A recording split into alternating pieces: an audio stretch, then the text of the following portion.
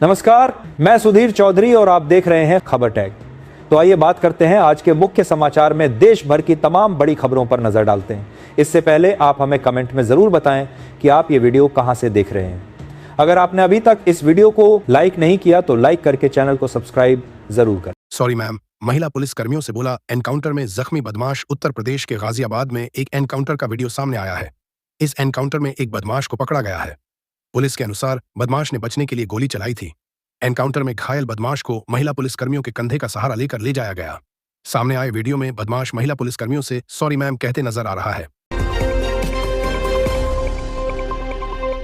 आजम खान की रिहाई में क्यों हुई देरी? वकील ने बताई वजह समाजवादी पार्टी के नेता और उत्तर प्रदेश सरकार में पूर्व मंत्री रहे आजम खान आज तकरीबन 2 साल बाद जेल से बाहर आने वाले थे। हालांकि उनकी रिहाई में देरी हुई। आजम खान के वकील जुबैर अहमद खान ने बताया कि रिहाई के प्रोसेस में कहां पेच फंसा था, रिहाई के बाद क्या होगा अगला सियासी कदम। आजम खान ने आज तक को बताया समाजवादी पार्टी के नेता आजम खान 23 महीने बाद सीतापुर जेल से रिहा हो गए। जेल से बाहर आने पर उनके समर्थकों ने अगवानी की। आजम खान के अगले राजनीतिक कदम को लेकर कई कयास लगाए जा रहे हैं। उनसे जब बसपा में जाने की अटकलों के बारे में पूछा गया तो उन्होंने कहा, अभी तो अपना इलाज कराऊंगा और उसके बाद सोचूंगा। नोएडा, स्कूल में कैसे हुई छात्रा की संदिग्ध मौत? मां ने बताया वाकया नोएडा के एक स्कूल में 4 सितंबर को 6ठी कक्षा की एक छात्रा की अचानक तबीयत बिगड़ने के बाद मौत हो गई। इस घटना को 19 दिन बीत चुके हैं, लेकिन छात्रा के परिजन अभी भी मौत के सही कारण को लेकर आशंका में हैं। परिजनों का कहना है कि मौत बीमारी से नहीं बल्कि किसी और वजह से हुई है। स्कूल प्रबंधन का दावा है कि छात्रा अचानक बीमार हुई और उसकी मौत हो गई। Tiger is back. Azam Khan की रिहाई पर बोली सपा नेता सुमैया राणा। समाजवादी पार्टी की नेता सुमैया राणा ने आजम खान के 23 महीने बाद बाहर आने पर खुशी व्यक्त की है। उन्होंने अपने सोशल मीडिया अकाउंट पर लिखा, now the tiger is back. Sumaiya Rana ने बताया कि 23 महीनों की कड़ी मशक्कत और तकलीफदेह दिन गुजारने के बाद नेता बाहर आए हैं, जिससे पूरी समाजवादी पार्टी में खुशी का माहौल है। हम कोर्ट के फैसले का स्वागत। आजम खान की रिहाई पर बोले शिवपाल यादव। उत्तर प्रदेश के पूर्व मंत्री और समाजवादी पार्टी के नेता आजम खान की जेल से रिहाई के बाद एक एक कर नेताओं की प्रतिक्रिया आ रही है। इस कड़ी में सपा नेता शिवपाल यादव ने कहा है कि आजम खान को झूठे मुकदमों में फंसाया गया था। साथ ही उन्होंने कोर्ट के फैसले का स्वागत किया है जिसने आजम खान को राहत दी। सपा सरकार बनने पर आजम खान के सारे केस खत्म। बोले अखिलेश समाजवादी पार्टी के नेता आजम खान 23 महीने बाद जेल से रिहा हुए हैं। इस मौके पर पार्टी अध्यक्ष अखिलेश यादव ने खुशी जताई है। उनका मानना है कि उन्हें कोर्ट से न्याय मिला है और वे आज जेल से रिहा हुए हैं। समाजवादी पार्टी ने उम्मीद जताई है कि उनके सभी झूठे मुकदमे खत्म होंगे। जीएसटी रेट में कमी से क्या सरकार का बढ़ेगा राजस्व घाटा? देखें यूपी के वित्त मंत्री सुरेश खन्ना से खास बातचीत। लखनऊ में आज तक के आयोजित कार्यक्रम विकसित उत्तर प्रदेश के मंच पर मंगलवार को उत्तर प्रदेश के वित्त मंत्री सुरेश खन्ना खास तौर पर आमंत्रित थे, जहां उन्होंने जीएसटी सुधारों और राज्य के आर्थिक विकास पर विस्तृत बातचीत की। उन्होंने बताया कि जीएसटी का निर्णय 140 करोड़ लोगों के हित में है, जिससे उपभोक्ताओं की खर्च करने की क्षमता बढ़ेगी और अर्थव्यवस्था को मजबूती मिलेगी। देखें खास बातचीत। बुद्ध के अवशेष लेकर रूस जाने पर क्या बोले केशव प्रसाद मौर्य? यूपी के उप मुख्यमंत्री केशव प्रसाद मौर्य भगवान बुद्ध के पवित्र अवशेष लेकर रूस की यात्रा पर जा रहे हैं। आज रात वह रूस के लिए रवाना होंगे। इसका उद्देश्य भारत और रूस के बीच सांस्कृतिक और ऐतिहासिक संबंधों को मजबूत करना है। पवित्र अवशेषों की प्रदर्शनी 1 अक्टूबर तक चलेगी और पूरा कार्यक्रम 1 सप्ताह का है। जुलूस में सर तन से जुदा के नारे, हालात देख पुलिस का लाठीचार्ज। यूपी के उन्नाव में नवरात्रि से पहले माहौल बिगाड़ने की कोशिश की गई। आई लव मोहम्मद के पोस्टर के साथ एक जुलूस निकाला गया जिसमें दुर्गा मंदिर के पास विवादित नारेबाजी की गई। भीड़ ने सर तन से जुदा जैसे नारे भी लगाए। स्थिति बिगड़ने पर पुलिस को लाठीचार्ज करना पड़ा। इस बवाल के बाद पुलिस ने 6 लोगों को गिरफ्तार किया। बेकाबू थार ने ई रिक्शा को उड़ाया, 2 की मौत, कई गंभीर। लखनऊ में एक तेज रफ्तार थार गाड़ी ने 8 लोगों को कुचल दिया। इस हादसे में एक रिक्शा को टक्कर मारी गई। रिक्शा में सवार 2 लोगों की मौके पर ही मौत हो गई। 6 अन्य लोग गंभीर रूप से घायल हो गए। घायलों को तत्काल अस्पताल में भर्ती कराया गया है। पुलिस ने इस मामले में कार्रवाई करते हुए थार के चालक को उसके फ्लैट से गिरफ्तार कर लिया है। उन्नाव में धार्मिक नारेबाजी, सर तन से जुदा के भी लगे नारे, 6 गिरफ्तार। उत्तर प्रदेश के उन्नाव में माहौल बिगाड़ने का प्रयास किया गया। दुर्गा मंदिर के पास धार्मिक नारे लगाए गए और सर तन से जुदा के नारे भी सुनाई दिए। इस मामले में पुलिस ने 6 लोगों को गिरफ्तार किया है। जिले में धारा 144 लागू है। सीएम योगी ने अपराधियों को दिया कड़ा संदेश। देखें क्या कहा मुख्यमंत्री योगी आदित्यनाथ ने अपराधियों को लेकर एक बड़ा बयान दिया है। उन्होंने कहा कि अपराधी मारीच बनकर उत्तर प्रदेश में आए थे, लेकिन यूपी पुलिस का सामना होते ही उनकी हालत खराब हो गई। मुख्यमंत्री ने यह भी कहा कि अब अपराधी कभी उत्तर प्रदेश नहीं आएंगे। आगरा धर्मांतरण गैंग का आतंकी कनेक्शन आया सामने। देखें रिपोर्ट। आगरा धर्मांतरण गैंग के आतंकी कनेक्शन का खुलासा हुआ है। इस मामले में 4 आरोपियों को गिरफ्तार किया गया था। जांच पड़ताल के बाद इनके लिंक आतंकियों से जुड़ते दिख रहे हैं। आरोपियों के मोबाइल और लैपटॉप से अहम सबूत बरामद किए गए हैं। गाजियाबाद में इनामी बदमाश का एनकाउंटर। इस कुख्यात गैंग का था मेंबर। गाजियाबाद में क्राइम ब्रांच और पुलिस की संयुक्त कार्रवाई में 50,000 रुपए के इनामी अपराधी बलराम ठाकुर को मार गिराया गया। बलराम आटा अनिल दुजाना गैंग का एक सक्रिय सदस्य था। उस पर हत्या, लूट और रंगदार मामले दर्ज थे। पुलिस ने बताया कि कुछ दिन पहले ही उसने शहर के कारोबारियों से लाखों रुपए की रंगदारी मांगी थी। नोएडा स्कूल में कैसे हुई छात्रा की संदिग्ध मौत। मां ने बताया वाकया नोएडा के एक स्कूल में 4 सितंबर को 6ठी कक्षा की एक छात्रा की अचानक तबीयत बिगड़ने के बाद मौत हो गई। इस घटना को 19 दिन बीत चुके हैं, लेकिन छात्रा के परिजन अभी भी मौत के सही कारण को लेकर आशंका में हैं। परिजनों का कहना है कि मौत बीमारी से नहीं बल्कि किसी और वजह से हुई है। स्कूल प्रबंधन का दावा है कि छात्रा अचानक बीमार हुई और उसकी मौत हो गई। लखीमपुर में देखते ही देखते कैसे नदी में समाये दर्जनों घर। यूपी के लखीमपुर खीरी में शारदा नदी का कहर लगातार बढ़ रहा है। नदी के तेज कटान के कारण 12 से ज्यादा गांव प्रभावित हुए हैं। कई घर देखते ही देखते नदी में समा गए, जिसके वीडियो गांव वालों ने बनाए हैं और वे सोशल मीडिया पर तेजी से वायरल हो रहे हैं। स्थानीय लोगों का कहना है कि बारिश के चलते नदी का जलस्तर कभी भी बढ़ जाता है और कभी भी घटता है। लखनऊ में मॉल के बाहर युवक ने की फायरिंग। बाउंसरों ने पीटा। लखनऊ के सुशांत गोल्फ सिटी में एक मॉल के पास जबरदस्त हंगामा हुआ। जानकारी के अनुसार विवाद के बाद एक युवक ने अपनी साथी की लाइसेंस पिस्टल से हवा में गोली चलाई। इस मामले में पुलिस ने 4 लोगों को गिरफ्तार किया है, जिनमें 3 युवक और एक महिला शामिल हैं। आरोपियों के कब्जे से पिस्टल, मैगजीन, जिंदा और खोखा कारतूस बरामद किए गए। दिशा पाटनी केस में एनकाउंटर पर गरमाई यूपी की सियासत। योगी और अखिलेश में जुबानी जंग। उत्तर प्रदेश की सियासत में योगी आदित्यनाथ और अखिलेश यादव के बीच बयानबाजी चल रही है। दिशा पाटनी के मामले में यूपी पुलिस ने 5वें आरोपी का एनकाउंटर किया। योगी आदित्यनाथ ने अपराधियों को चेतावनी दी कि महिला सुरक्षा में सेंध लगाने वालों को बख्शा नहीं जाएगा। वहीं अखिलेश यादव ने यूपी पुलिस के एनकाउंटर पर सवाल उठाए हैं। महाराष्ट्र में बाढ़ से बेकाबू हालात। रेस्क्यू में जुटी सेना एनडीआरएफ। महाराष्ट्र में भारी बारिश से बाढ़ की स्थिति है। धाराशिव, जालना और हिंगोली के कई गांव जलमग्न हैं। सेना और एनडीआरएफ की टीमें बचाव कार्य में तैनात हैं। धाराशिव के परांडा तहसील में हालात गंभीर हैं। गांव से संपर्क टूट गया है। सेना ने बाढ़ में फंसी बुजुर्ग महिलाओं को हेलीकॉप्टर से बचाया। हिंगोली में भी बाढ़ का संकट है। गांजा पीड़ितों के नाम पर पैसे जुटा ठग करते थे मौज मस्ती। देखें खुलासा। भारत में मदद करने वालों की संख्या दिन पर दिन बढ़ रही है, लेकिन कुछ लोग इस परोपकार की भावना का गलत फायदा उठा रहे हैं। एटीएस ने ऐसे 3 लोगों को महाराष्ट्र के भिवंडी से गिरफ्तार किया है, जिन्होंने गांजा युद्ध पीड़ितों की मदद के नाम पर क्राउड फंडिंग के जरिए करोड़ों रुपए जुटाए, लेकिन इस धनराशि को अवार्ड गतिविधियों में खर्च किया गया। कोलकाता में मूसलाधार बारिश का कहर। मेट्रो बंद, सड़कें बनी। दरिया कोलकाता में मूसलाधार बारिश के कारण स्थिति काफी बिगड़ गई है।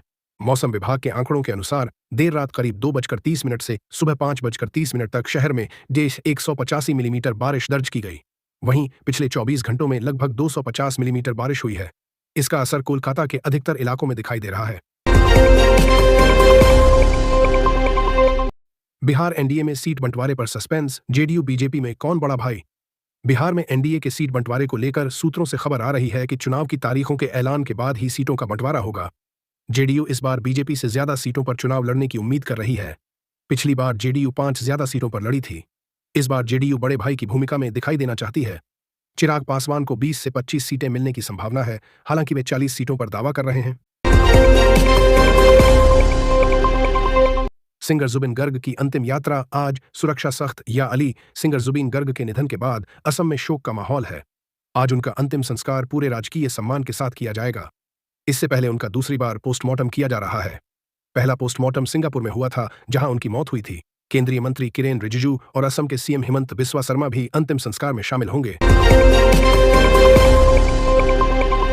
बेहाल कोलकाता, देखें किन किन इलाकों में जलभराव। कोलकाता में भारी बारिश के कारण हालात गंभीर हो गए हैं। मौसम विभाग के अनुसार 3 घंटों में लगभग 185 मिलीमीटर बारिश दर्ज की गई, जिससे शहर के कई इलाके जलमग्न हो गए। Harish Mukherjee Nagar, Park Circus, Howrah, Jadavpur university और शालीमार जैसे क्षेत्रों में सड़कों पर 3 से 4 फीट तक पानी भर गया है। सिंगर जुबिन गर्ग को विदाई। अंतिम यात्रा में उमड़ी फैंस की भीड़। प्रसिद्ध गायक जुबिन गर्ग की अंतिम यात्रा गुवाहाटी में शुरू हो चुकी है। उन्हें पूरे राजकीय सम्मान के साथ अंतिम विदाई दी जा रही है। जुबिन गर्ग को अंतिम विदाई देने के लिए बड़ी संख्या में लोग उमड़े हैं। लोगों को उनके निधन की जानकारी मिलने के बाद से ही आंसू नहीं थम रहे हैं। जुबिन गर्ग का निधन स्कूबा डाइविंग करते समय हुआ था, जिसे आमतौर पर सुरक्षित माना जाता है। इसके बावजूद उन्हें बचाया नहीं जा सका। बिहार चुनाव महागठबंधन, सीट बंटवारे पर कहां फंसा पेच। बिहार की सियासत में चुनावों की तारीखों के ऐलान से पहले चुनावी घमासान तेज है। पटना में कांग्रेस की एक अहम बैठक होने जा रही है। 24 सितंबर को सदाकत आश्रम में होने वाली इस बैठक में सोनिया गांधी, राहुल गांधी और मल्लिकार्जुन खड़गे समेत तमाम बड़े नेता शामिल होंगे। 40 साल बाद बिहार की धरती पर कांग्रेस कार्य समिति CWC की यह बैठक हो रही है। इस बैठक में पार्टी कितनी सीटों पर चुनाव लड़ेगी, इस पर मंथन होगा। सड़क से एयरपोर्ट तक डूबे, देखें भारी बारिश से कैसे बेहाल हुआ। कोलकाता में मूसलाधार बारिश के कारण शहर में भारी जलजमाव हो गया है। सड़कों पर सैलाब आ गया है, जिससे जनजीवन पूरी तरह से अस्त व्यस्त हो गया है। भारी बारिश के चलते अब तक 5 लोगों की करंट लगने से मौत हो चुकी है। रेलवे स्टेशन, एयरपोर्ट और रिहायशी इलाकों में कई फीट तक पानी भर गया है।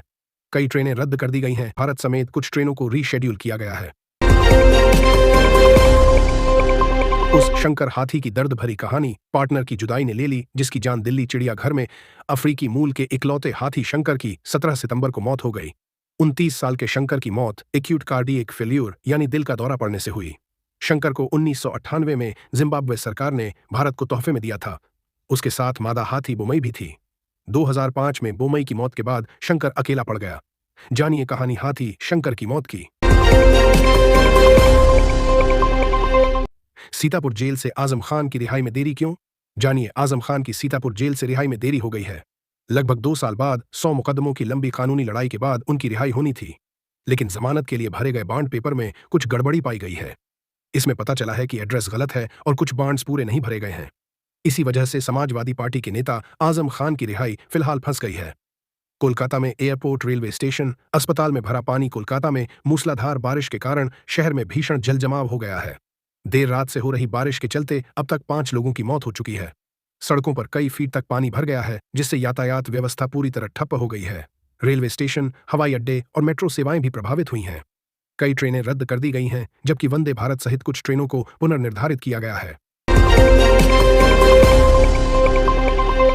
कोलकाता में दुर्गा पूजा के बीच बारिश से जलभराव, ट्रेन मेट्रो ठप। कोलकाता में नवरात्र और दुर्गा पूजा के उत्सव के बीच मूसलाधार बारिश ने जनजीवन को बुरी तरह प्रभावित कर दिया है। देर रात से हो रही भारी बारिश के कारण शहर के कई रिहायशी इलाकों और सड़कों पर कमर तक पानी भर गया है, जिससे लोगों को भारी दिक्कतों का सामना करना पड़ रहा है। जलभराव के चलते बस, ट्रेन और मेट्रो जैसी सार्वजनिक परिवहन सेवाएं ठप हो गई हैं। सिंगर जुबिन गर्ग का आज राजकीय सम्मान के साथ अंतिम संस्कार। उमड़ा जनसैलाब। असम के लोकप्रिय गायक जुबिन गर्ग का आज पूरे राजकीय सम्मान के साथ अंतिम संस्कार किया जाएगा। उनका पार्थिव शरीर गुवाहाटी पहुंचा, जहां अंतिम दर्शनों के लिए सड़कों पर फैंस का सैलाब उमड़ पड़ा। लोगों की आंखों में आंसू थे। अल शारा और CIA के पूर्व डायरेक्टर का आमना सामना। देखें तस्वीरें। न्यूयॉर्क में एक हैरान कर देने वाली तस्वीर सामने आई है।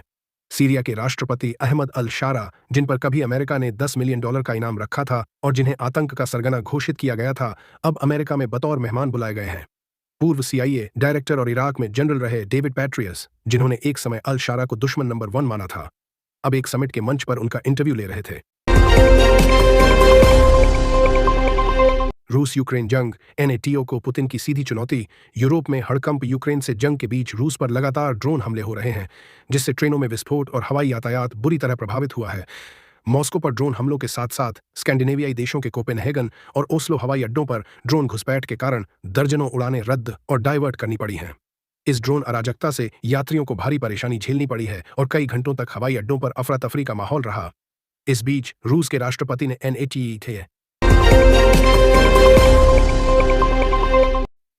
NATO देशों को सीधी चेतावनी दी है कि अगर नेटो देशों ने किसी भी बहाने रूस को चुनौती दी तो इसका अंजाम उन देशों के लिए बुरा होगा। इटली में फिलिस्तीन मुद्दे पर भड़की हिंसा, पीएम मेलोनी का कड़ा रुख, यूरोप में स्थिति गंभीर बनी हुई है। इटली में फिलिस्तीनी मुद्दे पर सड़कें सुलग रही हैं। 22 सितंबर 2025 को इटली की प्रधानमंत्री जॉर्जिया मेलोनी के एक फैसले के बाद हंगामा खड़ा हो गया। उन्होंने फिलिस्तीनी को एक अलग राज्य के रूप में मान्यता देने से इनकार कर दिया था। मिलान, जेनोआ और लिवोर्नो सहित कई शहरों में हजारों लोग सड़कों पर उतर आए। कतर पर इजरायल ने हमले से सहमत सूदी। पाक के साथ ये करार 9 सितंबर को इजरायल ने कतर की राजधानी दोहा में हमास के आतंकी नेताओं पर हवाई हमला किया, जिसके बाद सऊदी अरब ने पाकिस्तान के साथ एक युद्ध समझौता किया है, जिसके तहत एक देश पर हमला दोनों पर हमला माना जाएगा। पाकिस्तान के रक्षा मंत्री ने यह भी कहा कि पाकिस्तान के परमाणु हथियार सऊदी अरब को दिए जा सकते हैं।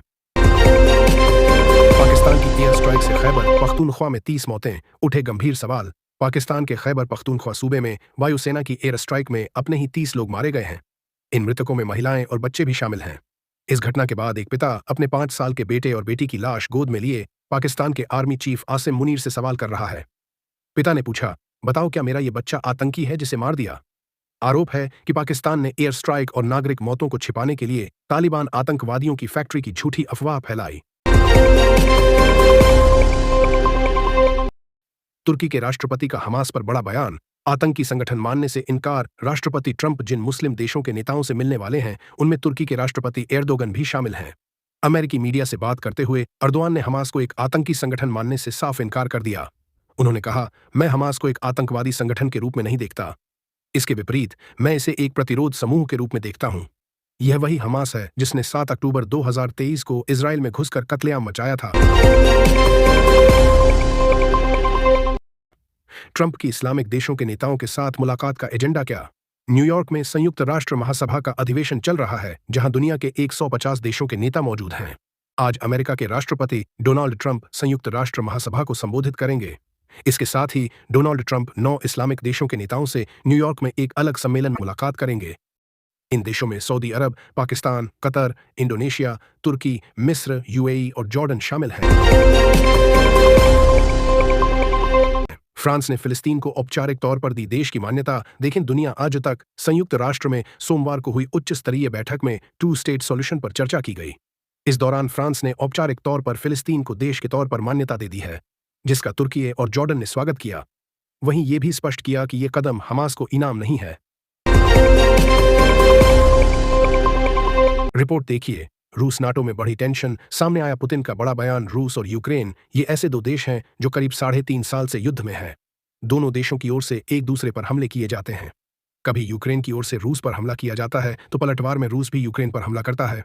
दोनों देशों की ओर से कुछ शर्तें हैं जिसके कारण मामला फंस रहा है। ट्रंप का वीजा और टैरिफ बम, क्या जयशंकर के दौरे से निकलेगा समाधान? अमेरिकी राष्ट्रपति ट्रंप ने भारत पर एक बार फिर वीजा बम फोड़ा है। H-1B वीजा की फीस 5,000 से बढ़ाकर $1 लाख कर दी गई, जिससे अमेरिका में नौकरी का सपना देखने वाले हजारों भारतीयों पर सीधा असर पड़ेगा। इससे पहले ट्रंप प्रशासन ने भारतीय वस्तुओं पर 50% टैरिफ लगाया था। यूक्रेन पर सैकड़ों रूसी ड्रोन अटैक से कितनी तबाही। रूस ने यूक्रेन के जापोरिज्जिया शहर के रिहायशी इलाकों को निशाना बनाकर सैकड़ों ड्रोन बरसाए। इस हमले में 3 लोग की मौत हुई और 2 घायल हुए। इस बीच पुतिन ने एक बार फिर रणनीतिक स्थिरता बिगाड़ने के लिए पश्चिमी देशों को जिम्मेदार ठहराया। गाजा पर इजरायल का कहर, विरोध में आधी दुनिया। इजरायल गाजा पर लगातार हमले कर रहा है, जिससे गाजा सिटी और शरणार्थी शिविरों में 40 से अधिक लोग मारे गए हैं, जिनमें 19 महिलाएं और बच्चे शामिल हैं। गाजा में भूखमरी से हर 3 घंटे में एक बच्चा दम तोड़ रहा है और 60,000 लोग अपनी जान गंवा चुके हैं। इस क्रूरता के विरोध में आधी दुनिया एकजुट हो गई है। अमेरिकी विदेश मंत्री से मिलेंगे एस जयशंकर, ट्रेड डील पर बनेगी बात। विदेश मंत्री एस जयशंकर और अमेरिकी विदेश मंत्री मार्को रूबियो की आज मुलाकात होनी है। दोनों नेता संयुक्त राष्ट्र महासभा सत्र से इतर मुलाकात करेंगे। दोनों टॉप अधिकारियों की ये मीटिंग अमेरिकी राष्ट्रपति ट्रंप द्वारा 50% टैरिफ लगाए जाने के बाद पहली बार हो रही है।